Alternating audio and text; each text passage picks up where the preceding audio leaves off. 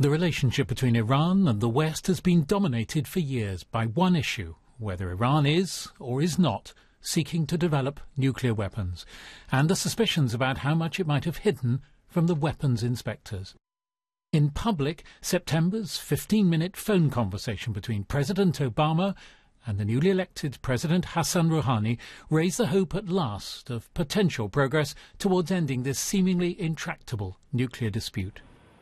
But it now emerges that behind the scenes, the US and Iran have been engaged in secret face-to-face talks about the controversial nuclear facilities and the sanctions for months in Oman and elsewhere, a high-stakes diplomatic gamble. I think we should be over here. And this afternoon in London now, the emphasis was on the challenges ahead. Now the really hard part begins, and that is the effort to get the comprehensive agreement, which will require enormous steps in terms of verification, transparency, and accountability. It's a good deal. It is a good deal for the Middle East and for the world.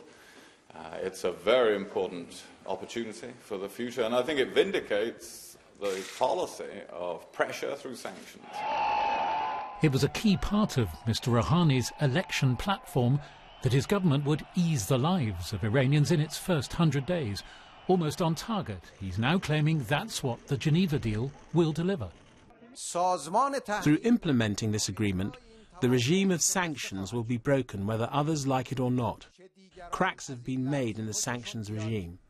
There is another task: convincing the skeptics that Iran will not end up still potentially able to produce nuclear weapons.